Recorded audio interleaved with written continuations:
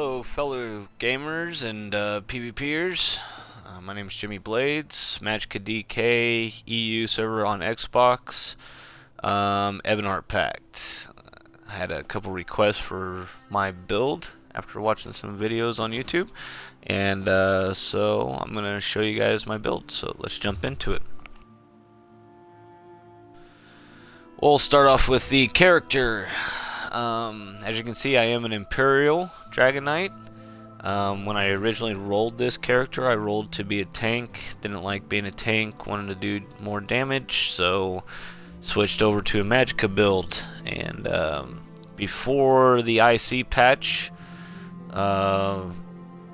really good PvP build. But after the IP patch, obviously we had some nerfs to healing, DPS, that kind of stuff. So I've actually had to switch my character over from a sword and board to a dual staff, but we'll get into that stuff a little bit later. All points are put into Magicka. My max Magicka is 32,000 roughly. Magicka recovery 1200. Spell damage is 25. Now that does go pretty close to 3,000 when I buff it. So we'll take a look at the buff. We're not allowed to attack training dummies anymore.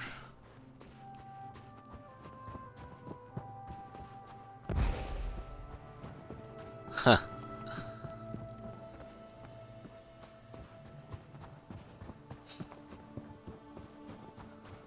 Well, maybe we won't test that out. Haven't been over here in a while. Apparently they won't let you do any of your DPS. That's wonderful. Great. Can't even test your stuff out. Anyways, it does hit roughly 3,100 on my spell damage when I am buffed. Also, with one of my buffs, I hit roughly 42% spell crit. You can see the resistances are pretty low, but I am 5 light, 1 medium, 1 heavy. Only 8 on my Undaunted passive, so once I hit 9, then all my major stats are going to increase as well. I do run max stat Tri-Foods, and I run the Atronarch. Since I am Imperial, I don't get any passives to Magicka recovery, so having that Atronarch helps me be a little bit more self-efficient, have good resource management. We'll jump over into the gear first off.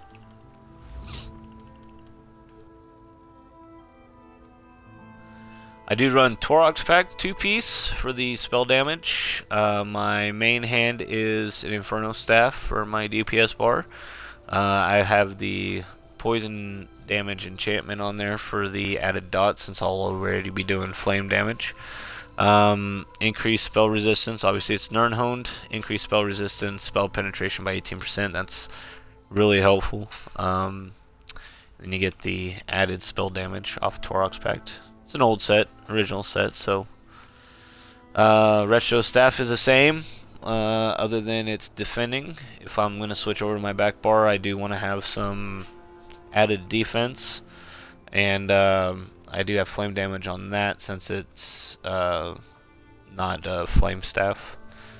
Add that extra dot. For my main 5-piece, I have Kagrenex. I do like Kagrenex because it does help with resource management a little bit more. I could have went with Julianus, but the crit increase really isn't that much, and I like what I get out of Kagrenex. The added health helps me be a little bit, not really tankier, but helps me live a little bit longer than what most light armor DKs would be. And obviously the spell damage and decrease the time to resurrect is very helpful, especially in group play.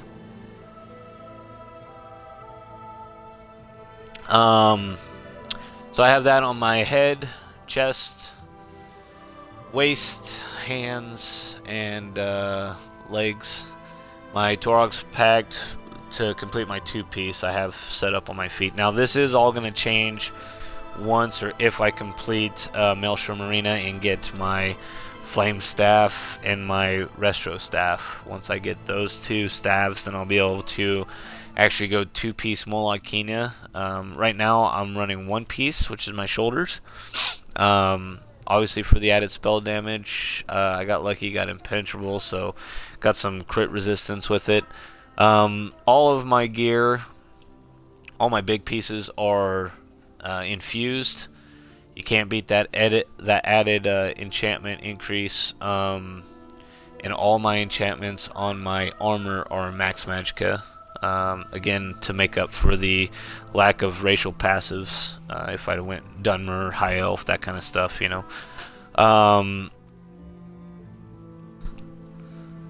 But my small pieces I have infused. The only one that I'm missing, or not infused, divines. The only one that I'm missing that on is the waist. Just didn't have anybody that could do divines on the waist as of yet. When I get it, I'll obviously get it switched out. I think I'm pretty close, a couple days on my research, and then I can build that myself. We'll go to jewelry, running willpower. Now I do run this a little bit differently than most Magicka builds. I do like to have stamina in order for breaking free. I don't want to be locked down due to CCs and that kind of stuff. So I have the neck piece as max Magicka, the arcane. With more spell damage, I make up for my lack of Magicka recovery by using that Atronach Mundus Stone. But my 2 rings I have both in stamina. I like it this way. It really helps me with resource management as far as being able to break free, dodge roll, that kind of stuff. And for what little bit of stamina spells I do use. Let's see. Give me just a second here, guys. Got kids running rampant.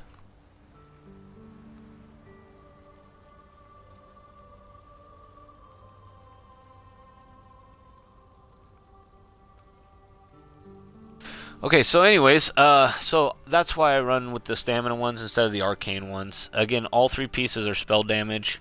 I had to go that way just to increase. We don't get them under stone as Magicka builds for spell damage, so I'd rather use the Atronach, get the recovery off of that, and put spell damage onto all my jewelry pieces. So that's pretty much a gear layout. We'll hop on over to champion points. As a Magicka DK on this patch, you kind of have to spread your champion points out a little bit, which is not ideal, but when the next patch comes out, a few things are going to be merged together. It's going to make it a little bit easier, and you're going to see that Magicka DKs are going to get quite a bit stronger, not having to split their champion points up as much. So let's start off with the warrior. I've got 10 points in a spell shield. Just that little bit of added spell resistance is helpful, very helpful in PvP. I am going to dump some more points into resistant. I do want to increase my crit resistance, but I'm focusing more on some other areas at the time. I'd probably like to get 10 to 20 points into that, just to help out with crit resistance. I've got 10 points into Hardy, reduce that Magicka, poison, and disease damage. That's a must-have. Might throw a few more points into that, but it's not going to be a ton. Elemental Defender, that's a must-have, obviously. Flame Frost, shock damage reduction. So, and then I do have a little bit into Thick-Skinned, mainly because I have been running a few dungeons here recently, and running DPS on dungeons, you got to have a little bit into AoE reduction.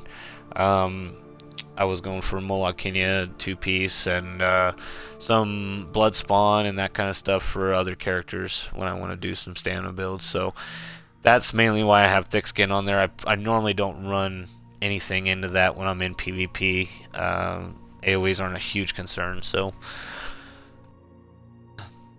and then I've got, this is big and this is huge for PvP. I'm not a Sork, so obviously I don't shield stack like a Sork does, but I do run Healing Ward, Igneous Shield. Those are 2 shields that greatly benefit off having points in the Bastion, and it really helps me survive quite a bit more when I'm in 1vx's. So it's really important to have that on there. Quick recovery, again, that's another one that I just dumped a few points into when I was running dungeons. It's not a bad thing to have in PvP as well if you're going to run as a small group type thing. I do like to run solo more often than small groups, or big groups for that matter. So I don't normally keep the quick recovery on there. But again, I had it on when I was running some PvE dungeons and that kind of stuff. So okay, so this tree is probably the most important for resource management. It is the most important. I do have 4 points into reduce cost of stamina abilities, only because of rapid maneuvers. That's the only reason. I don't want it to cost as much as what it does. And 2.3% doesn't sound like a whole lot, but it does help out, especially if I just popped rapid maneuvers and then engage into combat. You know, not on purpose, but you know, that way I'm not completely drained on stamina. So 40 points in a Magicka, I'm probably going to get that up to 50 points. The 9.2% reduction is really nice, really handy. I can spam reflective scales quite a bit without it costing a whole lot.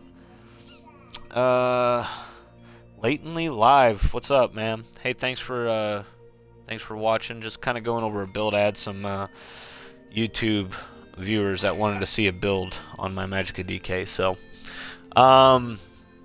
obviously 60 points into Arcanist. Magicka recovery, huge. Need it, big time. I'm only running 1200. I'll probably end up with 100 points into Arcanist by the time I'm all said and done. Really like having that recovery on my DK. And then I do have some points into Tumbling and Elusive. Again, things that are going to reduce the amount of stamina I'm going to use in certain circumstances.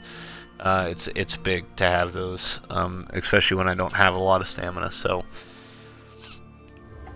yes, sir, fellow Magicka DK. Really hard playing them now in this current patch, but hopefully in the next patch I'll be able to go back to some Sword and Board. I might not even go back to Sword and Board. I might stay Flame Staff. So, but yeah, fellow Magicka DK, thanks for tuning in, man.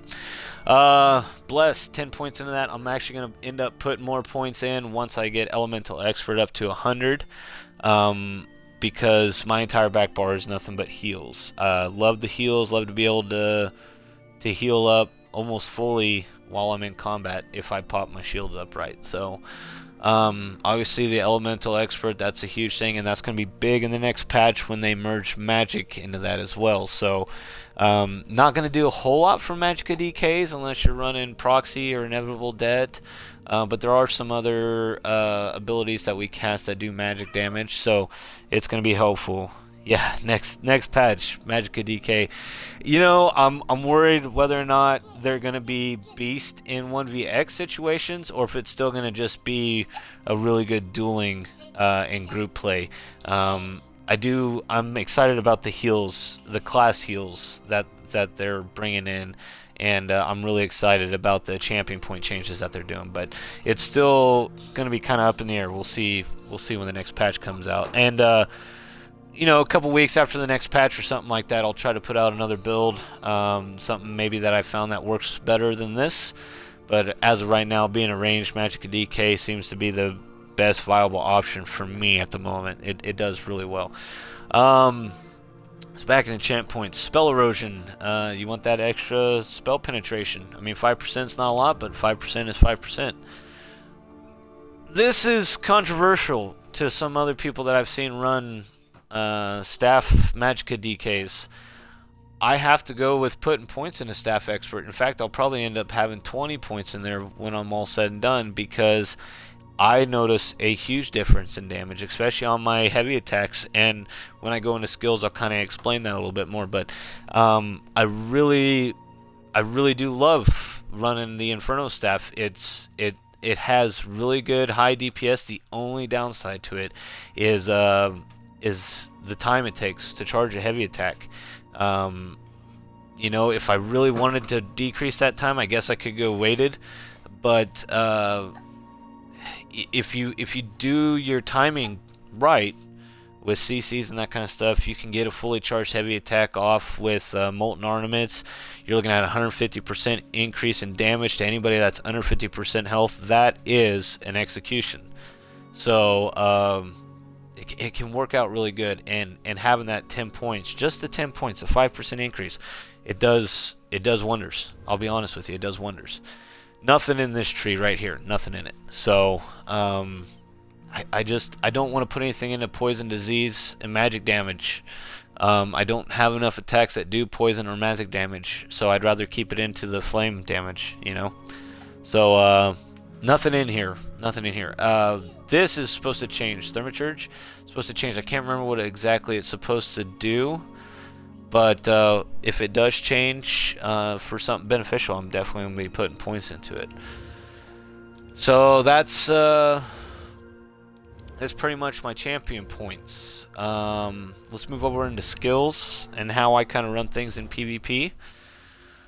We'll start off actually with my DPS bar. There's a few things that I do swap out, especially if I'm dueling, but for the most part this is what I run as far as my Inferno staff goes. Reflective scales, everybody says put that on your back bar. That should be on your back bar. That's defensive. That's true, it is defensive, but it's also an offensive move. If you know you're fighting somebody that's going to be flinging projectiles at you, you want this up at all times. It is a DPS. It's a damage. It's a damage. You're shooting their crap back at them. You know, you get a Sork with overload light attacks, and they're flinging 4 or 5 at you from a distance. You pop these up, the wings up, man, they're going to be dead from their own abilities before they're dead from any of yours. So why not have it up? And I can spam the crap out of this. You know, I have this up. It's a 4-second uptime. So I'm constantly hitting this. So I gotta have it on my main DPS bar. I've gotta have it here. I don't want to be switching my back bar all the time just to cast that. Hopefully ZeniMax heeds like Cypher's word on this, and instead of having on extended change that major expedition, hopefully they switch it over to reflective scales, because DKs really need a movement ability, something to increase their mobility, and putting it on chains, man, now that's just, it's dumb. It is. There's no other way of saying it. It's dumb. Putting it on reflective scales would make a whole lot more sense, in the fact that even the animation makes you think that you're gonna go faster. Honestly, you flap your wings, you're gonna think, oh, I'm gonna move a little bit faster now. But it's definitely that would be one that they should put a major expedition on or something like that, you know. Crushing shock. This is my I hate to say it, but this is my bread and butter DPS other than my staff. I weave this in a ton, and the reason for it is not just because of the interrupt, which is really handy, but it does a good amount of damage, especially when I'm buffed. You know, that's going to be almost 2k per slot there. So it's a 3.5k DPS, and it's instant, and I weave it a lot. So I'm constantly major expedition. They're in the next patch when you use chains. It's going to give you a 2-second speed buff. And I think it's completely stupid, because when you're using chains, you're using that as a gap closer. And that's not when you're wanting your speed buff. That's not when you're wanting it. You're wanting your speed buff when you're trying to evade damage, not when you're trying to close the gap. But anyways, yeah, that's what on the next patch is. That's what they've got it as currently. Hopefully they change that up here before too long. Okay, but yeah, and the interrupt's great because I do use Flame Lash on my back bar, and I'll explain that later. So if I get a nice interrupt on them, if they're casting Inevitable Detonation or something like that, and I get a good interrupt, then I can pop in with my Flame Lash real quick and get a good DPS on top of that. So I find it to be really handy to use, and it's a good DPS. It is. Fossilize, gotta be one of the best CCs in the game. It's a hard CC. It's 24 seconds if they don't break free or don't take any damage. 24 seconds that they're stuck in a CC. So if you've got somebody that's been burning up stamina like a mad person, and you hit them with Fossilize, and you're not, oh, say you're 1vxing, and you got a healer on one side and you got a Stam DK on the other, and Stam DK's just been plowing and plowing and plowing, and he's short on stamina. You can see it. You hit him with that Fossilize, you can get over on that Templar and DPS the hell out of that Templar for 24 seconds while that stamina DK is doing nothing but staying locked in place. It's great. And the next best thing about that is I use this a lot in conjunction with Meteor or Shooting Star. That's what I've got it morphed at. So if I pop a Shooting Star, most people, their initial reaction is to block. Unless they're a DK, they're going to pop up reflective scales, except for in the next patch when Meteor's not reflectable. So, but in the current stage, they're going to block. Well, you can't block Fossilize. You can't dodge roll Fossilize. All right, you can break Fossilize once it's cast on you and you've been hit with it, but you can't block that.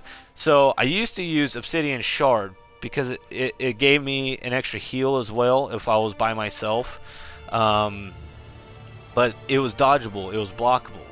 I like Fossilize because it's not. So if I cast Meteor, they're going to see that, they're going to hit their block, I'm going to hit them with Fossilize, and they're stuck in that. The next best part about that is, not only is it a CC, but it's a root. A 4-second root. And what people don't understand is you may be able to break the CC, but you're still in the root. So it's a dual stamina burn right there. Not only do they have to break the CC, they got to dodge roll out of the root in order to avoid the AoE damage. And a lot of people don't think about that, or they don't have the stamina to do both. So they're going to sit in that AoE damage off my Shooting Star, which buffed is roughly 4k per second. So for 4 seconds, that's 16,000 damage that they're taking. Cut that in half, 8,000, you know. But that's a huge amount of damage, and I'm still DPSing them from a distance at the same time with my staff and my staff abilities. So really good combination to use. Really love Fossilize. It's a great CC. One of the better ones in the game. Molten Armor. Let me come back to Molten Armaments here in a minute. Sea of Flames. It's an increase of 10% on your spell critical. The main reason I use it is for the added dot. It is nice when I crit with my staff or my staff abilities, but I don't rely on crit damage a lot, or else I'd be running Julianus. I like running this, although in the next patch I'll probably be running Mage Light, because I will definitely like the way it pulls Nightblades out, so, and keeps them out for 5 seconds. So that's definitely going to be something I'm going to have to look into when the next patch comes out and see which is going to be better for me. And then Shooting Star, obviously I go with Shooting Star. I'm a DK, so flame damage, gotta have flame damage. Don't want that cold damage from Ice Comet. Buffed, this is going to hit for about 14k initial, and then 4 to 4.2k for each second afterwards. So again, back to the Fossilize. It's a great tool to use in conjunction with Meteor. Excuse me. No execute is what a lot of people say. Magicka DKs don't have an execute. Okay, if you're running Sword and Board, you really don't have an execute. You can try to use Lava Whip, Flame Lash, whatever as an execute. Doesn't pan out all that well. This is kind of why I went with a Destro Staff. But Molten Ornaments. The big thing on this is the 150% increase against enemies with less than 50% health. This is an execute. This is an execute. If you're dueling somebody or fighting a big group or something like that, and you've got somebody down to low health, and you hit them with Fossilite, that's going to give you enough time to fully charge a heavy attack. So if you buff Molten Ornaments on somebody that's 45% health or something like that, and hit them with a fully charged heavy attack, they're going to be dead or really, really, really close to dead. So, you know, a Destructive Touch or a Crushing Shock right afterwards is going to kill them. So, The only chance that they have is if like a Sork or something like that, or a Nightblade. A Nightblade could go into stealth. Sork can shield stack real quick. So there's those circumstances where you know, it's not going to work 100% of the time, but that is a big attack. I've had mine hit with a crit for 23k on a Vet 16 with no shields up. Of course, they were below 50% health, so with that buff, it's a huge amount. That's a huge amount to hit for. So that's basically my my DPS bar. We'll swap over to my back bar. We're going to start off with the basics. Healing Ward. That's your bread and butter shield right there, because Igneous Shield isn't worth a shit as far as shield goes. Healing Ward will save your life in tight circumstances. And it's a good heal as long as you're not taking a lot of damage and getting that shield hit. So, you know, it only does absorb 3,000, but the nice thing about it is the heal. If I pop Igneous Shield and then go into my skills here, the heal jumps, which is nice. It's a good jump. 3,000 health off of that. You mix that in with Blessing and Restoration, and you're looking at 9k right there on a heal, real freaking fast. So, you know, half my health is back in a couple seconds. So it's really a good shield to have on. The only downside of that is if you're in a group, you're not guaranteed to have that shield on yourself. But you know, that's the chance you got to run. So Structured Entropy must have for most Magicka builds on any class. It's a decent heal, it's a decent dot, and it's a major boost to your DPS. And max health is increased by 8% while it's slotted. So, you know, I believe your max Magicka through the Mage's Guild ability gets increased as well. Passive, yeah, 2% for each Mage Guild ability slotted. So I've got this on my back bar, and then I've got Shooting Star on my front bar.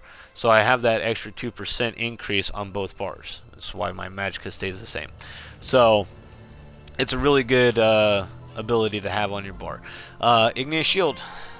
Again, not much of a shield, but if you Structure Entropy, hit Igneous Shield, Healing Ward, and a Retro Staff, Blessing and Restoration, you're full health. You know, with a shield still on top. So Igneous Shield, that 30% increase for 7 seconds, you can't beat that. You gotta have Igneous Shield on your healing bar if you're a Dragon Knight. Blessing and Restoration, again, healing. You're on your back bar. You also get some minor resolve and minor ward, so you increase your physical resistance, and you mix that in with the Resto Staff having defending on it.